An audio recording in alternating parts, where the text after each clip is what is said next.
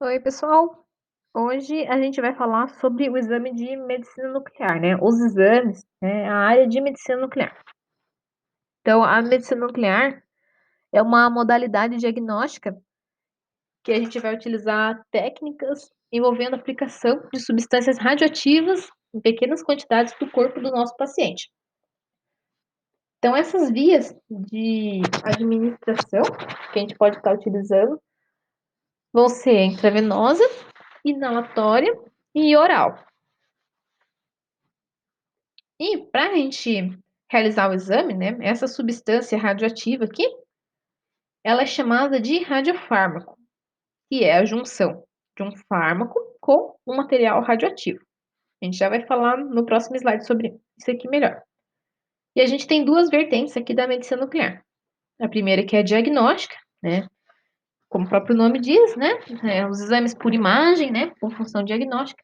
E tem também a parte de terapêutica, que é exclusivo para câncer de tireoide, né? Então, existe a iodoterapia, em medicina nuclear, onde vai ser injetado uma quantidade de iodo radioativo na tireoide do paciente, e esse paciente vai ficar isolado num quarto, né, por um certo tempo,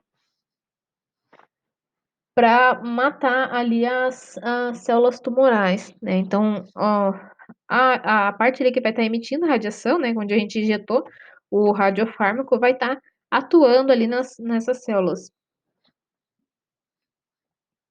Mas não é o nosso objetivo, né? Aqui o nosso objetivo é falar sobre a parte de diagnóstico. Então, o radiofármaco, ele é a junção do fármaco com o radioisótopo. O fármaco, ele é uma droga que vai possuir afinidade com a região de interesse. Então, se o nosso exame é de cintilografia óssea, a gente vai utilizar um fármaco que tem afinidade com o tecido ósseo, tá? E assim por diante, né? De acordo com a minha região de interesse, eu vou ter um fármaco específico. E esse fármaco vai estar ligado a um radioisótopo, né? Como o próprio nome diz, rádio de radioativo e isótopo de isótopo, né? Então, radioisótopo. Isótopo, ele é a variante de um elemento químico, né? Então, é o mesmo elemento químico que tem um número de nêutrons, ou um número de massa diferente. Então, por exemplo, aqui a gente tem carbono 12, carbono 13 e carbono 14. É o mesmo elemento, né? São todos carbono. Mas são variantes uns dos outros porque tem um número de massa diferente. Então, a gente pode dizer que eles são isótopos. E como o radiofármaco ele é radioativo, a gente tem que armazenar ele nessa cápsula de chumbo que a gente chama de castelinho. Então, vai ficar aqui dentro, né? Para que essa parte que tem o chumbo aqui dentro blinde para não deixar a radiação passar. Então, a gente vai manipular o radiofármaco sempre com luva de procedimento mesmo e com uma pinça longa para evitar, né, a contaminação. E lembrando, né, quanto maior a distância, menor a dose que a gente vai estar recebendo. E assim, cada paciente vai receber uma dose diferente. A gente vai calcular essa dose de acordo com a região de interesse e o IMC do paciente.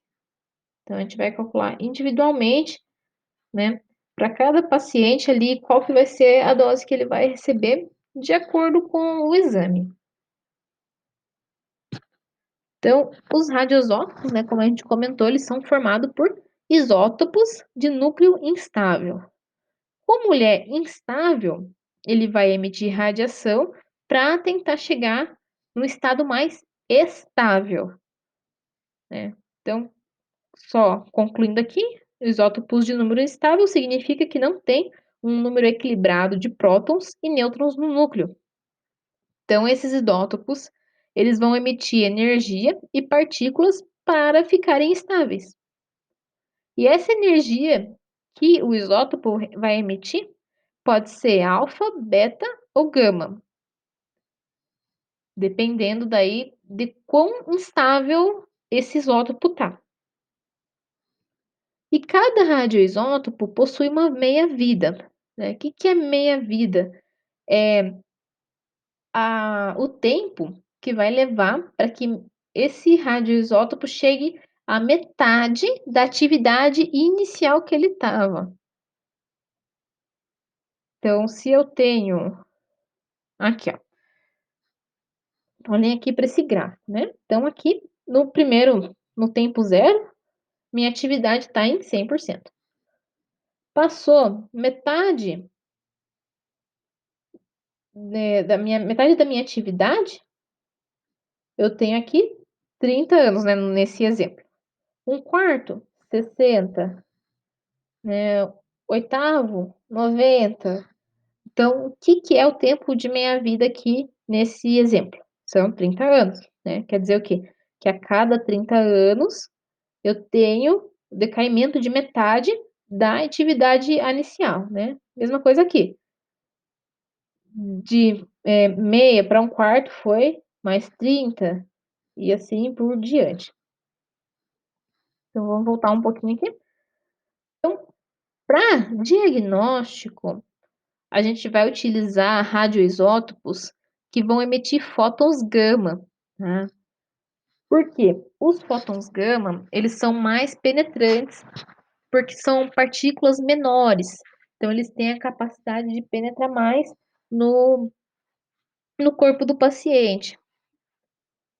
Lembrando, né, então os fótons gamas, eles só são partículas de energia, né, os quântons de luz mesmo.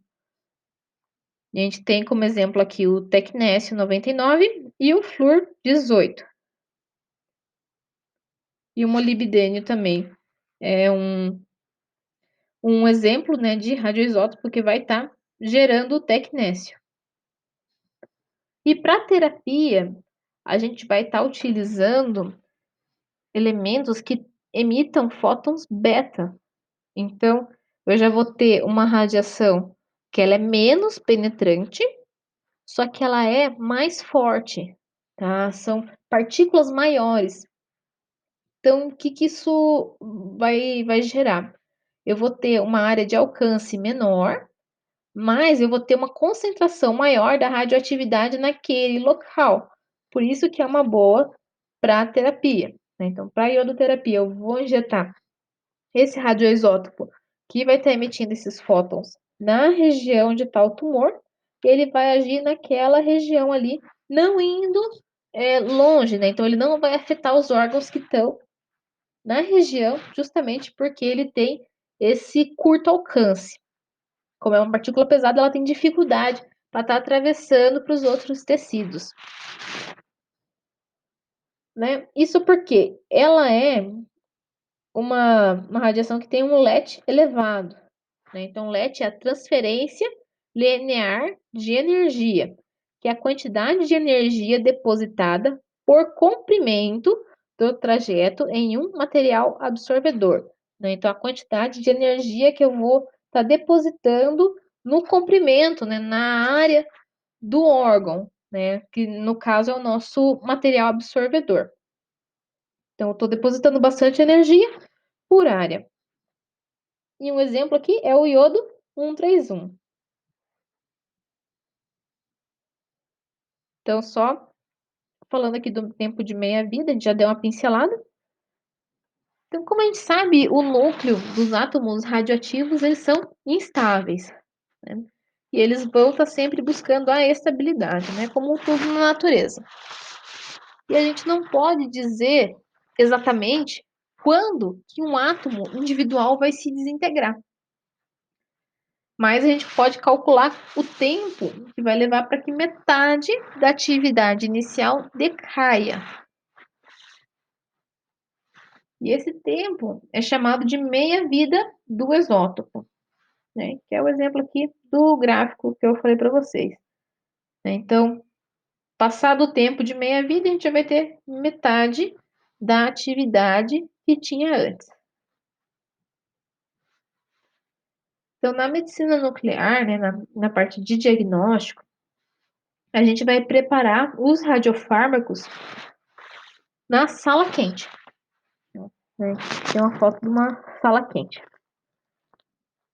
Então, aqui a gente tem um vidro que é plumbífero, tá? Então, a gente vai se posicionar aqui, vai colocar as mãos por trás do vidro para manipular o material radioativo, né? O radiofármaco, os radioisótopos.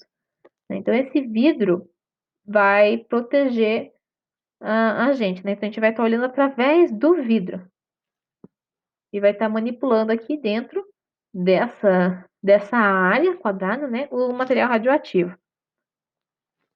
Então, a gente aqui também tem esses armários, né? Que é onde a gente vai estar armazenando o radiofármaco também. E o nome da sala de exame é chamado de gama câmera, né? Ou câmera de cintilação. Então, a gente tem exemplo aqui de dois equipamentos. Esse daqui é um pouco mais antigo, né? Um pouco mais simples, que é só de medicina nuclear mesmo. Já esse daqui é um equipamento um pouco mais sofisticado, que tem aqui, ó, a câmera de cintilação, ó, que é essa parte aqui, que é a mesma, né, que essa daqui, ó, né, de um modo mais atualizado. E isso daqui está embutido em um tomógrafo. Então, eu vou gerar, no caso desse tipo de equipamento, uma imagem em combo. Então, eu vou ter a junção da imagem de medicina nuclear junto com a tomografia, tá? Que a gente vai, o que vai tornar o nosso exame mais rico em informações. Então, aqui, né, a gama câmera simples e aqui a gama câmera mais moderna. Então, como que funciona a produção da imagem? Imagine que o nosso paciente está aqui. Então, já foi administrado radiofármaco no paciente e o paciente vai estar emitindo esses fótons, né, de raios gama. O colimador, ele vai chegar bem próximo do paciente. Ó, como vocês podem ver aqui, né? Nosso paciente está posicionado aqui e está chegando bem próximo aqui o colimador. Então, esse colimador ele vai receber esses fótons que estão saindo aqui do paciente, vai direcionar eles aqui para um detector de cintilação que vai passar por um tubo fotomultiplicador. Então, o tubo fotomultiplicador ele vai amplificar o sinal. Ó, foto vem de fótons, né? E multiplicador vai estar multiplicando os fótons. Então, né? Vai estar aumentando a intensidade do sinal, digamos assim, né? Isso vai para um computador e para um analisador de leitura da altura de pulso. Vai passar por toda uma parte eletrônica e a gente vai ter a nossa imagem. Então, na imagem, a gente vai ter cores mais quentes e cores mais frias, né? Esses pontos mais brilhantes são pontos que têm maior taxa metabólica. O radiofármaco, ele é a base de glicose. Então, ele vai se ligar mais nas regiões que tenham uma taxa metabólica mais acelerada. Por isso, o exame de medicina nuclear ele é muito indicado para estudo de metástases, né? Porque ele vai se ligar, né, às áreas que está tendo maior atividade celular. Então, as principais aplicações clínicas da medicina nuclear. Então, a gente tem os estudos de cintilografia óssea, geniturinários, gastrointestinais, estudos cardíacos, estudos de captação da tireoide e alguns outros, né? Aqui eu estou citando esses que são os mais comuns, né? O que a gente mais vê por aí. E agora a gente vai falar um pouquinho sobre cada um desses. Então, a cintilografia óssea é o exame de medicina nuclear que o radiofármaco vai se ligar ao tecido ósseo. Então, aqui, ó, vocês conseguem ver que tem esses pontos pretos, né? Que são mais intensos em comparação com as outras partes, né, da anatomia do paciente. Esse paciente aqui é um paciente que tem câncer de próstata. Ó, percebam que concentrou bastante aqui na região da próstata. E todos esses outros pontos são metástase ósseas que esse paciente tem. Então, ele é feito com frequência para fazer uma varredura óssea e para avaliação de tumores e de abscessos. Ó, aqui é uma imagem de cintilografia óssea de uma criança. Então, percebam que a gente tem aqui, ó, nas articulações, uma maior concentração, né, do radiofármaco. Aqui também. Isso porque, aqui também, né? Na criança, como tem ali, por causa do crescimento, né, do estímulo de crescimento, tudo vai, é normal que se acumule mesmo radiofármaco nas articulações. E em pacientes idosos vai acontecer a mesma coisa, tá? Por causa do desgaste ósseo. Em pacientes obesos, a gente vai ter um maior acúmulo nos membros inferiores somente, porque o peso a mais, né, vai gerar um estresse nas articulações. Então, a gente vai saber, de acordo com o perfil do paciente, se esse acúmulo de radiofármaco nas articulações é um acúmulo normal ou anormal. Aqui, outra imagem de cintilografia óssea, né, um paciente que tem a doença de Paget. Então, o radiofármaco se ligou bastante aqui, ó, no ilho, né, e no fêmur proximal. Então, a doença de Paget, só lembrando, ela é uma doença osteometabólica focal, que vai ser caracterizada pela remodelação óssea. Então, seria como se o osso tivesse frágil, ele tivesse se calcificado de novo.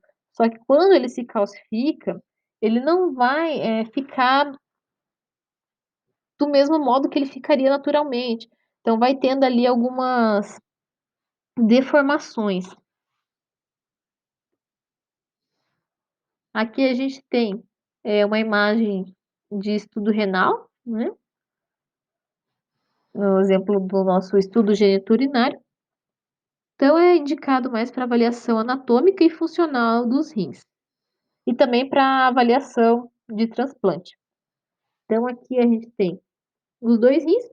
Então, os pontos mais escuros, os pontos roxos, azuis, são pontos que têm quase nenhuma aqui, né? Atividade metabólica.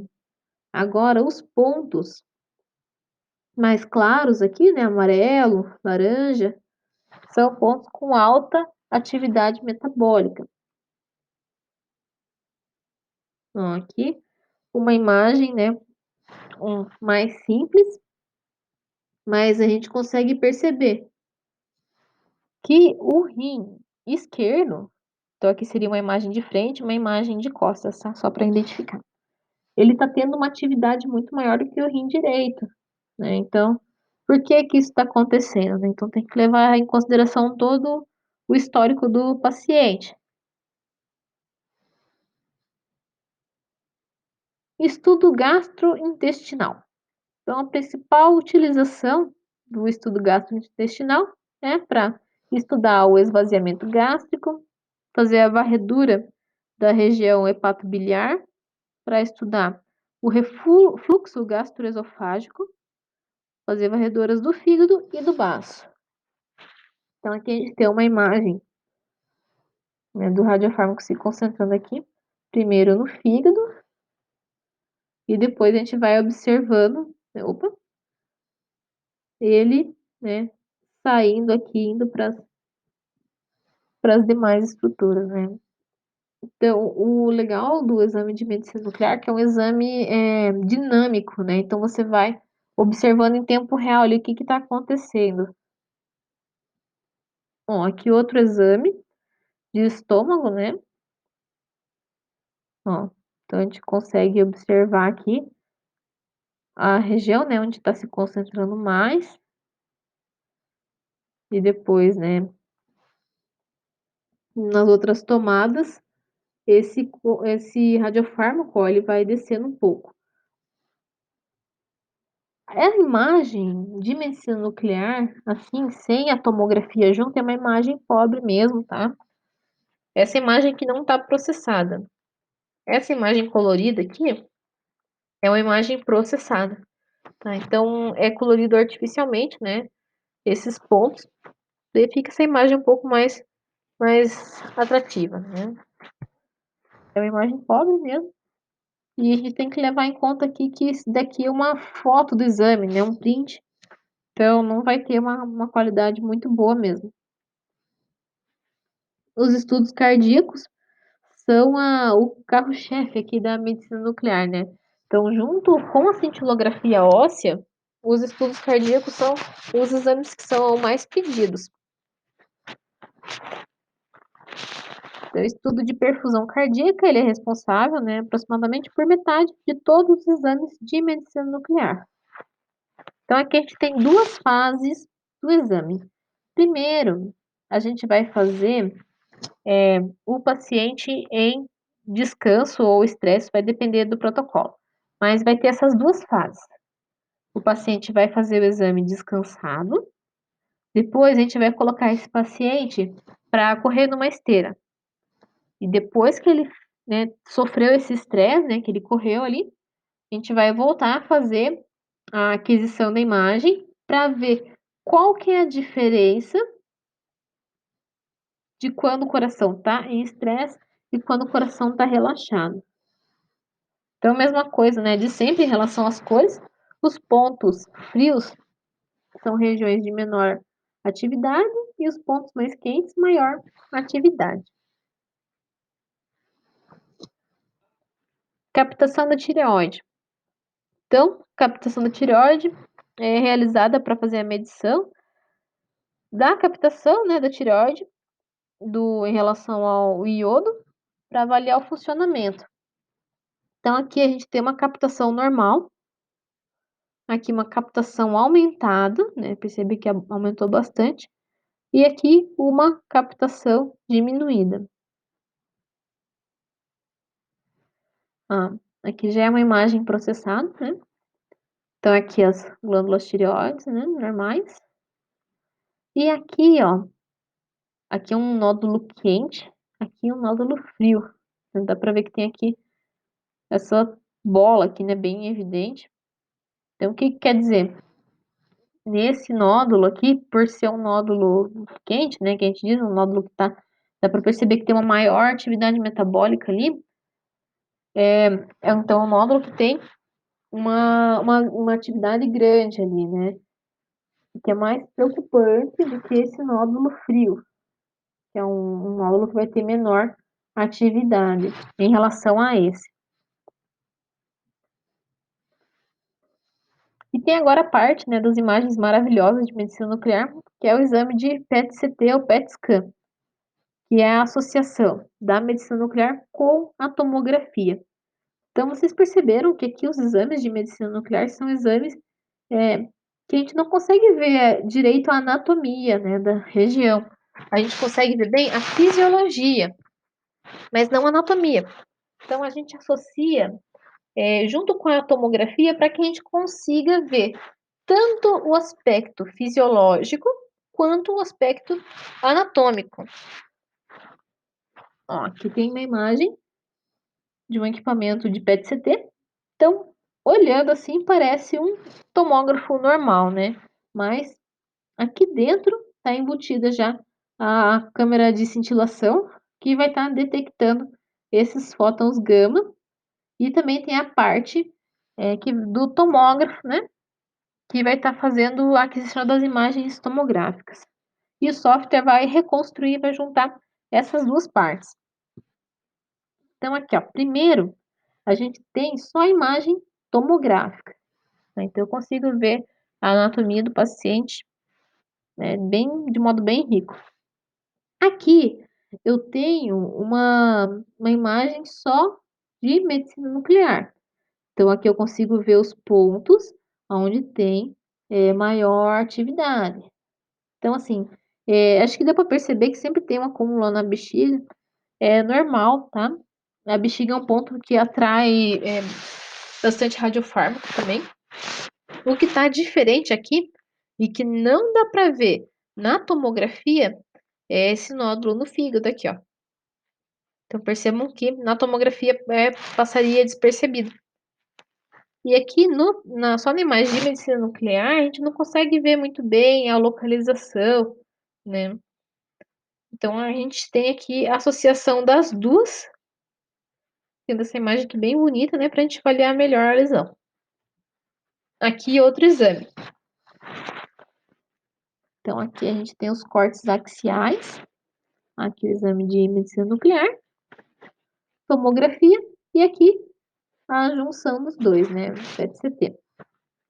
Então a gente consegue ver aqui, por exemplo, dos rins, né, que tem uma atividade bem maior nesse rim do que no outro, né, aos pontos aqui do intestino, a gente tem mais informações, né. Então, gente, só dando um resumo geral do que a gente falou aqui. Então, o exame de medicina nuclear vai consistir da aplicação do radiofármaco no nosso paciente, né. Esse radiofármaco vai ser composto pelo fármaco, que é o medicamento que vai ter a afinidade com um certo órgão, né, com um certo tecido do corpo, e o radioisótopo, que vai ser o elemento radioativo.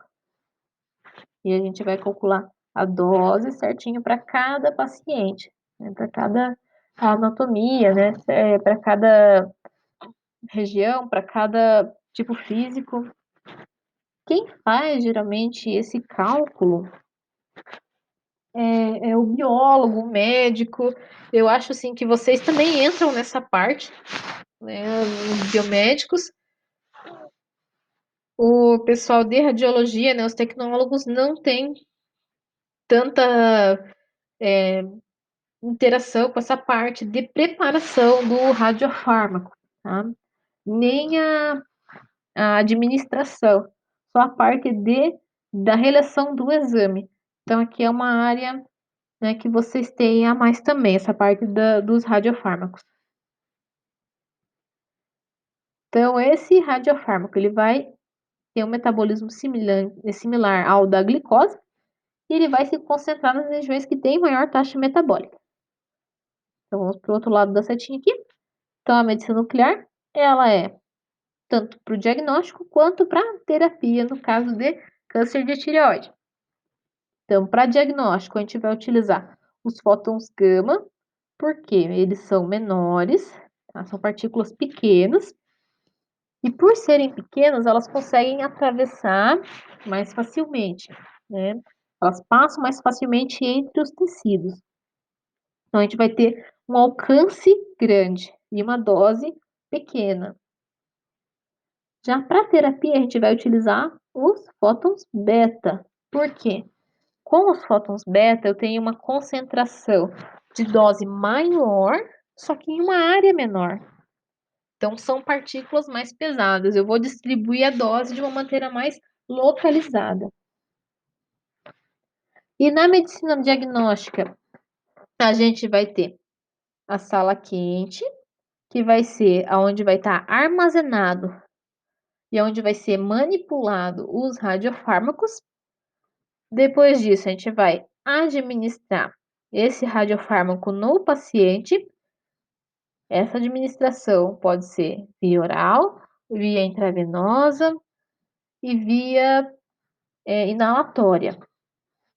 Depois de administrado, esse paciente vai para a gama-câmara ou para o PET-CT. Então, na gama-câmara, a gente vai ter o exame de medicina nuclear e no PET-CT a gente tem o combo, né, a junção do exame de medicina nuclear, que seria só o PET, junto com a tomografia. Então, aqui eu só vejo fisiologia e aqui eu vejo fisiologia com anatomia. Tem aqui algumas referências, quem quiser dar uma olhadinha depois. E é isso, gente. Então, vimos um pouco aqui sobre a parte de medicina nuclear,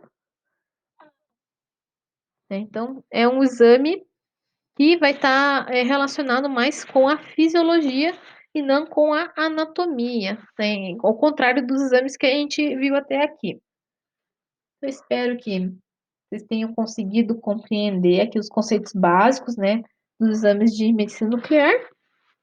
Qualquer coisa, vocês sabem que a gente está por aí, só dá um grito então, tá bom? Então até mais, gente.